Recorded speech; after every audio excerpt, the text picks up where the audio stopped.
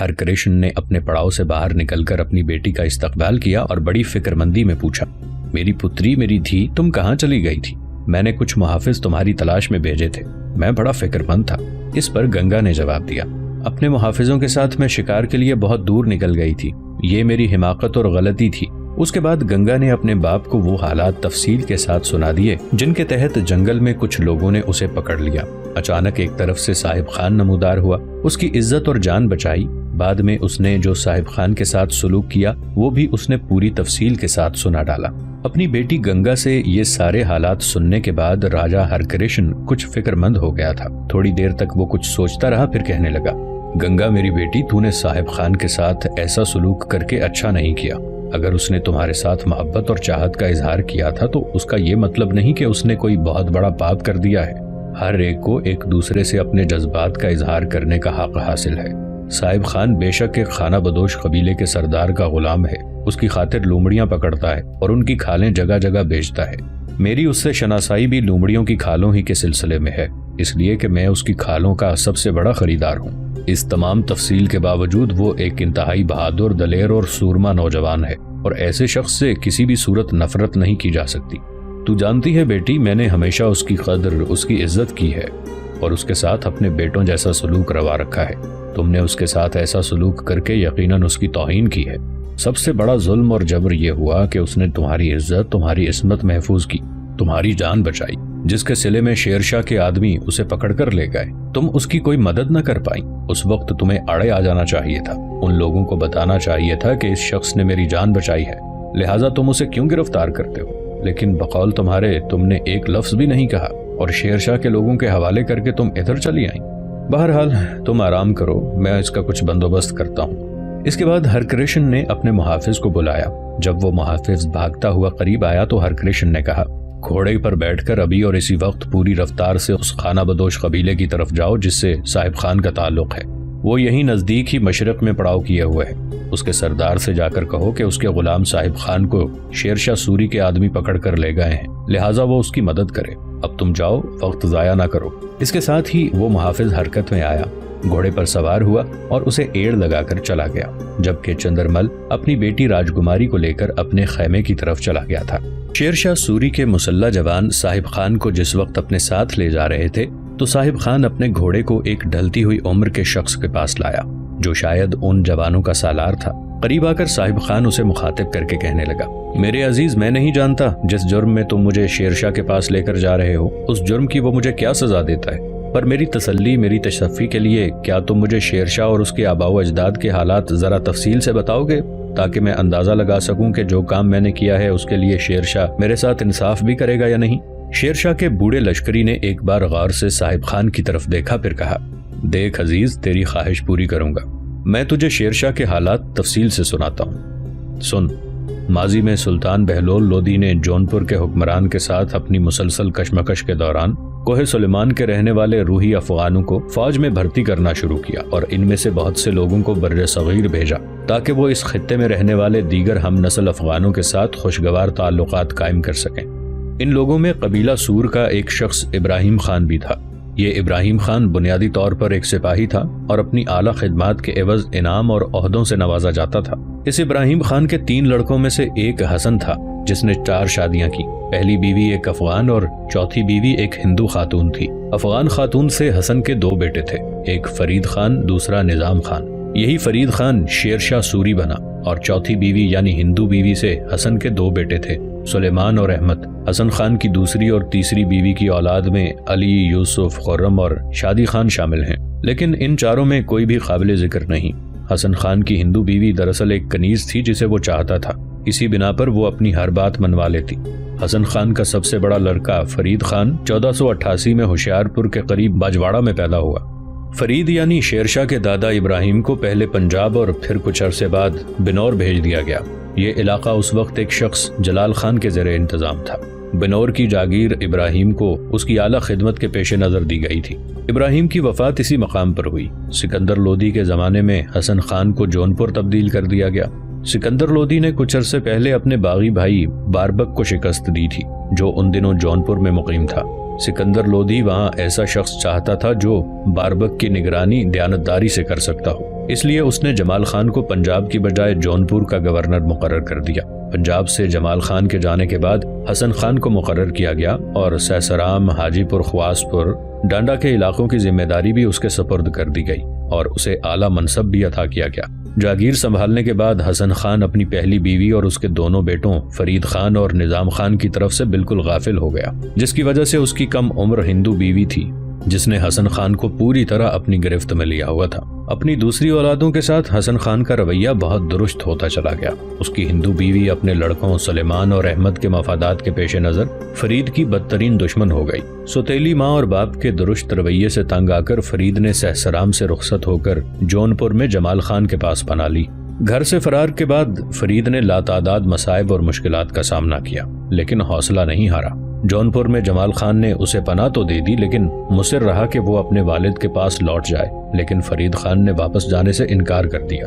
جونپور میں ہی تعلیم جاری رکھنے پر بضد رہا۔ فرید کے گھر سے چلے جانے کے بعد حسن کو اس کے رشتہ داروں اور دیگر احباب نے بے حد شرمندہ کیا کہ اس نے ایک معمولی عورت کے بہکاوے میں آ کر اپنی اولاد کو نظر انداز کر دیا۔ حسن خان بھی اپنے رویے پر نادم تھا، چنانچہ اس نے جونپور کے گورنر جمال خان کو پیغام بھیجا جس میں درخواست کی گئی کہ فرید کو وہ کسی نہ کسی طرح سہسرام واپس بھیج دے، ورنہ اس کی تعلیم ادھوری رہ جائے گی۔ جب جمال خان نے یہ خط فرید خان کو دکھایا تو فرید خان نے گھر جانے سے انکار کر دیا اور کہا کہ سہسرام کے مقابلے میں اس کی تعلیم جونپور میں بہتر طریقے سے انجام پا سکتی ہے۔ چنانچہ فرید نے جونپور میں ہی عربی، فارسی اور اسلامی تعلیم حاصل کی اور اپنی ذہانت کے باعث بہت جلد آگے نکل گیا۔ یہاں تک کہنے کے بعد وہ بوڑھا سپاہی دم لینے کے لیے رکا، تھوڑی دیر تک بڑے غور سے صاحب خان کی طرف دیکھا، پھر وہ اپنا سلسلہ کلام جاری رکھتے ہوئے کہہ رہا تھا: سن میرے عزیز، فرید خان کا زیادہ وقت نہ صرف مذہبی رہنماؤں کی صحبت میں گزرتا تھا بلکہ اس دوران وہ فن حرب کے حصول کی طرف بھی زیادہ توجہ دیتا تھا۔ جونپور کا علمی، ادبی اور اسلامی ماحول فرید کے مستقبل پر پوری طرح اثر انداز ہوا۔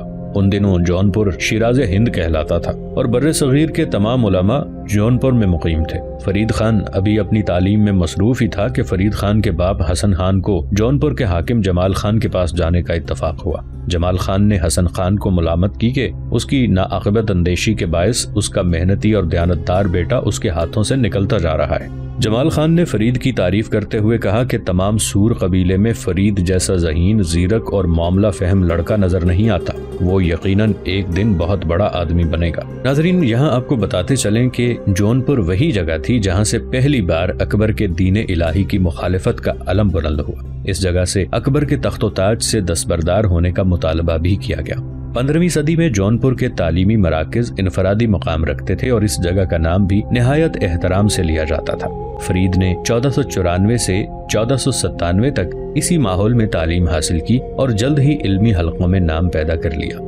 یہ 6 سالہ تعلیمی دور فرید خان کی پوری زندگی پر اثر انداز ہوا۔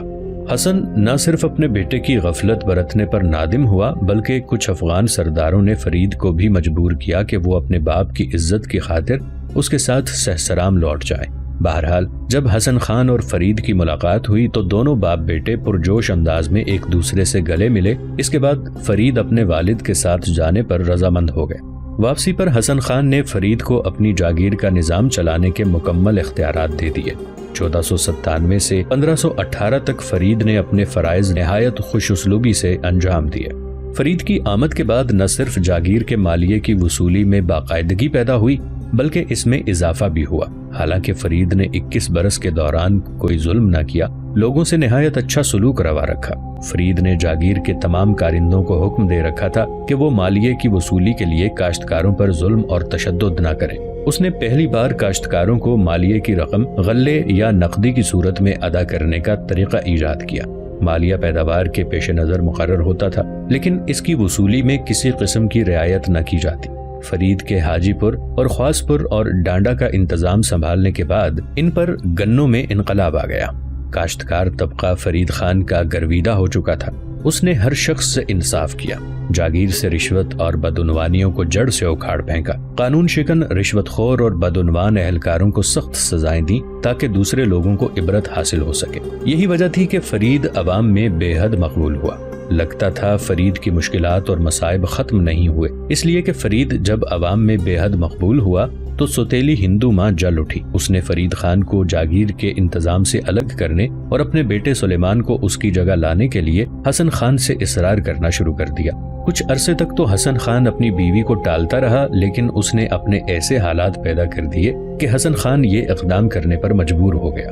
فرید کو جاگیر کے نظام سے الگ کرنے کے لیے حسن خان بہانے تلاش کرنے لگا۔ اس نے ہر ممکن کوشش کی کہ عوام کی طرف سے کوئی شخص فرید کی شکایت کرے تو وہ فرید کو جاگیر کے انتظام سے علیحدہ کر دے، لیکن جاگیر کا ایک بچہ بھی فرید کے خلاف زبان کھولنے پر آمادہ نہ تھا۔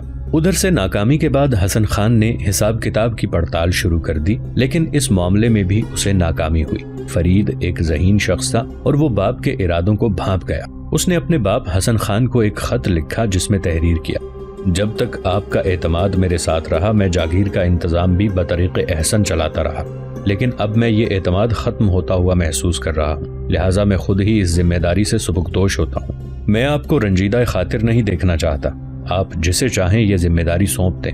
حسن خان فرید کے اس رویے سے بے حد متاثر ہوا۔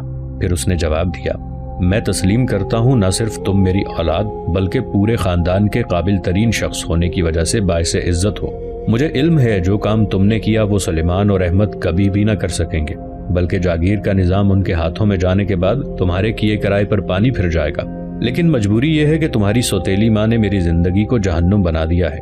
ممکن ہے تمہاری علیحدگی کے بعد وہ مطمئن ہو جائے گی اور مجھے سکون کا سانس لینا نصیب ہوگا۔ ایک بار پھر فرید کو باپ کے گھر سے پھر رخصت ہونا پڑا۔ افغان امیروں اور عوام کی طرف سے فرید کی واپسی پر شدید احتجاج کیا گیا۔ گو حسن خان نے ان لوگوں کو یہ تسلی دینے کی کوشش کی کہ اس کی زندگی کے بعد فرید ہی کو جاگیر کا وارث مقرر کیا جائے گا، لیکن افغان امیر اس بات سے مطمئن نہ ہو سکے۔ یہاں تک کہنے کے بعد وہ بوڑھا لشکری ایک بار پھر سانس لینے کے لیے رکا۔ اس کے بعد گفتگو کا سلسلہ جاری رکھا۔ کہا جاتا ہے یہ ہندو عورت حسن خان کی بیوی نہیں بلکہ داشتہ کی حیثیت سے تمام زندگی اس کے پاس رہی۔ اس نے فرید کو جاگیر سے نکلوانے کے لیے انتہائی نفسیاتی حربوں سے کام لیا۔ اس کا آخری حربہ جو کارگر ثابت ہوا وہ یہ تھا کہ اس نے اس وقت تک حسن خان سے ہم بستر ہونے سے انکار کر دیا جب تک فرید خان کو جاگیر سے نکال کر اس کے بیٹے سلیمان اور احمد کو مقرر نہیں کیا جاتا۔ فرید خان اس حادثے سے بے حد رنجیدہ خاطر ہوا۔ اس نے ایک بار پھر باپ کے گھر کو خیر باد کہا اور آگرہ کا رخ کیا۔ آگرہ میں فرید خان سلطان ابراہیم لودھی کے دربار میں پہنچا، لیکن ابراہیم لودھی نے اس کی یہ درخواست قبول کرنے سے انکار کر دیا کہ سہسرام کی جاگیر اس کے حوالے کی جائے۔ دراصل سلطان ابراہیم لودھی فرید کو باپ کا ناشکر گزار اور نافرمان سمجھتا تھا، اس لیے اس نے فرید کی درخواست قبول کرنے سے صاف انکار کر دیا۔ فرید ایک بار پھر تنِ تنہا اپنے مستقبل کو سنوارنے کے لیے جدوجہد میں مصروف ہو گیا اور دولت خان کی طرف گیا، جو پہلے آگرہ میں ایک جاگیردار اور اعلیٰ منصب کا حامل تھا۔ بعد میں یہی دولت خان پنجاب کا گورنر بنا۔ اسی دولت خان نے بابر کو ہندوستان پر حملہ آور ہونے کی دعوت دی تھی۔ حالات کا جائزہ لینے کے بعد فرید خان دولت خان لودھی کے پاس چلا گیا اور اس سے مراسم پیدا کیے، اور پھر یہی مراسم بہترین دوستی میں تبدیل ہو گئے۔ دولت خان لودھی نے بھی ابراہیم لودھی کو مشورہ دیا کہ وہ فرید خان کی مدد کرے، لیکن بادشاہ نے کوئی توجہ نہ دی، لہٰذا فرید خان دولت خان کے پاس پنجاب میں ہی مقیم رہا۔ 1525 میں جب فرید خان کا باپ حسن خان فوت ہوا تو دولت خان نے ابراہیم لودھی سے سفارش کر کے فرید خان کو حسن خان کی جاگیر کا وارث قرار دلوا دیا۔ فرید خان کی وراثت کے متعلق شاہی فرمان کے اجرا کے بعد فرید خان کے سوتیلے بھائی سلیمان اور احمد اس کے دشمن ہو گئے۔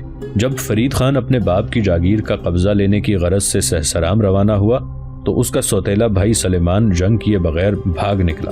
اس نے ایک افغان سردار محمد خان سور کے پاس جا کر پناہ لی، جو پرگنا جوائنٹ کا مالک تھا، اور اسی سردار سے مل کر اپنے بھائی کے خلاف ساز باز کر دی۔ محمد خان سور نے اس موقع کو غنیمت جانا، کیونکہ فرید کے والد حسن خان کے ساتھ اس کی عداوت تھی، اور اب وہ حسن خان کے بیٹوں کے درمیان جھگڑے کو ہوا دے کر دونوں کو کمزور بنانا چاہتا تھا۔ احمد خان نے فرید سے اصرار کیا کہ وہ باپ کی جاگیر تقسیم کرے، لیکن فرید کا کہنا یہ تھا کہ وہ سلیمان اور احمد کو بھائی تسلیم کرتے ہوئے جاگیر کا حصہ تو انہیں دینے کو تیار ہے، لیکن جاگیر کے انتظام میں ان کا کوئی عمل دخل نہیں ہوگا۔ یہ اس کے لیے اس بنا پر قابل قبول نہ تھا کہ نظم و نسق بادشاہ کی طرف سے اس کے نام پر تھا۔ چنانچہ محمد خان نے سلیمان کو اکسایا کہ وہ فرید خان پر حملہ کر دے۔ فرید خان کو علم تھا کہ شاید وہ اکیلا اپنے بھائی کا مقابلہ نہ کر سکے، لہٰذا اس نے بہار کے گورنر بہار خان کی مدد طلب کی۔ اسی دوران بابر نے ہندوستان پر حملہ کر دیا اور فرید ابراہیم لودھی اور بابر کے درمیان جنگ کے نتیجے کا انتظار کرنے لگا۔ 1525 میں پانی پت کے میدان میں بابر اور ابراہیم لودھی کی فوجوں کے درمیان جنگ ہوئی۔ فرید خاموش تماشائی بنا رہا۔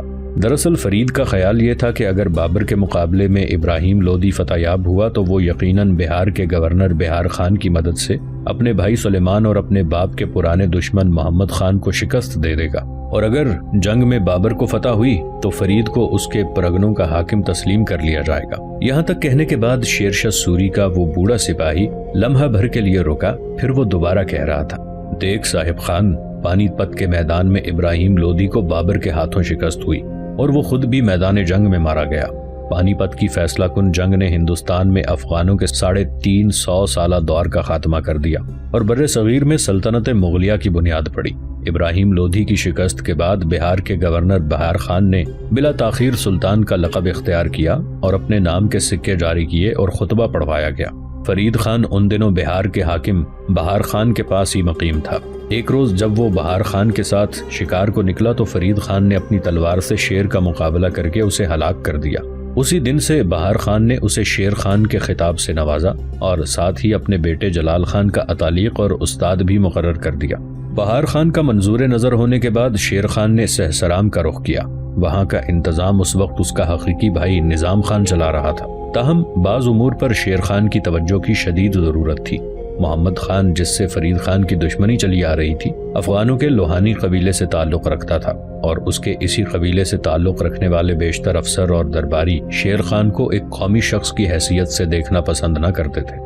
اسی دوران بہار سے شیر خان کی عدم موجودگی سے فائدہ اٹھاتے ہوئے محمد خان نے بہار خان کو اس کے خلاف اکسانا شروع کر دیا اور یہ فرمان جاری کرا دیا کہ شیر خان اپنی جاگیر کے حصے داروں کے تمام بھائیوں کے حصے ان کے سپرد کر دے۔ نہ صرف یہ بلکہ محمد خان شیر خان اور اس کے بھائیوں کے درمیان سالس بھی بن بیٹھا۔ اس نازک صورتحال کے تحت شیر خان اور اس کے بھائی نظام خان نے مانک پور کے صوبے دار جنید برلاس سے تعلق پیدا کیا۔ جنید برلاس بابر کے بہترین جرنیلوں میں سے ایک تھا۔ شیر خان بنفس نفیس اس کے پاس گیا اور اس سے وعدہ کیا کہ ان پرگنوں کے مستقل حصول کے بعد اس کی اطاعت قبول کرے گا۔ مانک پور کے صوبے دار نے شیر خان کی یہ تجویز قبول کر لی، کیونکہ اس طرح وہ بابر کے لیے ایک طاقتور اور معاملہ فہم ساتھی کا اضافہ کر سکتا تھا۔ چنانچہ شیر خان کو فوج دے دی گئی۔ شیر خان نے بلا تاخیر اعلان جنگ کر دیا اور بعض دیگر پرگنوں پر بھی فوج کی مدد سے قبضہ کر لیا۔ بعد ازاں محمد خان سور پر بھی وہ حملہ آور ہو گیا، حتیٰ کہ اس کے دارالحکومت جوئن تک جا پہنچا۔ محمد خان نے رختاس کی پہاڑیوں میں پناہ لی۔ جب شیر خان نے جوئند پر قبضہ کر لیا تو محمد خان کو پیغام روانہ کیا، جس کا متن کچھ یوں تھا: کبھی ہمارے والد کے ساتھ آپ کے مراسم خوشگوار بھی رہے ہیں، اس اعتبار سے آپ ہمارے بھی بزرگ ہیں۔ مجھے یہ ہرگز گوارا نہیں کہ ایک ذیشان افغان سردار اغیار کی پناہ میں دن گزارے۔ آپ لوٹ آئیں تاکہ آپ کے علاقے آپ کو لوٹا دیے جائیں گے اور میں آپ کو حسن سلوک کا یقین دلاتا ہوں۔ اب شیر خان کی یقین دہانی پر محمد خان لوٹ آیا۔ شیر خان نے وعدہ وفا کیا اور اس کے تمام علاقے اس کو لوٹا دیے۔ اس کے بعد محمد خان نے شیر خان کے حسن سلوک سے متاثر ہو کر کبھی کوئی سفارش نہ کی اور شیر خان کے ساتھ اپنے تعلقات ہمیشہ اچھے رکھے۔ اس کامیابی کے بعد شیر خان نہ صرف مانک پور میں بابر کے گورنر برلاس کا وفادار رہا، بلکہ مختلف اوقات میں اسے تحفے تحائف بھی روانہ کرتا رہا۔ شیر خان کی اس کامیابی کے باعث بہت سے افغان سردار بھی اس کی ملازمت میں چلے آئے۔ محمد خان سور کو واپس بلانے سے شیر خان کا اصل مقصد افغانوں کی منتشر قوت کو یکجا کرنا بھی تھا۔ اچھا، اس کے بعد شیر خان جنید برلاس کا شکریہ ادا کرنے جب خود آگرہ گیا تو وہاں اسے بابر کو حاضری دینے کا موقع ملا۔ بابر نے پہلی ہی ملاقات میں شیر خان کی صلاحیتوں کا اندازہ لگا لیا اور اپنے سالار جنید سے کہا کہ ہمیں اس نوجوان افغان کی کشادہ پیشانی پر تاج کی علامت محسوس ہوتی ہے۔ ہم نے اس سطوت اس سے پہلے کسی پیشانی پر نہیں دیکھی، لہٰذا اس نوجوان پر کڑی نظر رکھی جائے۔ بابر نے شیر خان کو گرفتار کرنے کی خواہش کا اظہار بھی کیا، لیکن جنید برلاس کے مشورے پر یہ ارادہ ترک کر دیا۔ بابر کے اس اقدام سے نہ صرف حالات خراب ہونے کا اندیشہ تھا، بلکہ سطوت شاہی پر بھی حرف آتا تھا، چونکہ شیر خان ایک شاہی مہمان کی حیثیت سے آگرہ گیا تھا۔ بہرحال شیر خان عارضی طور پر بابر کی ملازمت میں آ گیا۔ دراصل اس کا مقصد ملازمت یہ نہیں تھا بلکہ بابر کے انتظام و انصراف کا مطالعہ اس سے قریب تر رہ کر کرنا چاہتا تھا۔ دوسرے یہ کہ شیر خان ایسے وسائل پر بھی غور کر سکتا تھا جن کے ذریعے بابر کو ہندوستان سے باہر نکالا جا سکتا تھا۔ شیر خان دہلی کی مہم میں بابر کے ساتھ گیا، لیکن وہ بابر کے بدلے ہوئے تیوروں کو محسوس کر چکا تھا، لہٰذا وہ سوچنے پر مجبور ہو گیا کہ اس کی دوستی بابر یا اس کے گورنر جنید برلاس کے ساتھ زیادہ عرصہ قائم نہیں رہ سکی۔ بہرحال ان لوگوں سے عداوت مول لینے سے قبل ضروری تھا کہ وہ اپنے لیے مخلص ساتھی تلاش کرتا تاکہ وہ بوقت ضرورت اس کے کام آ سکتے۔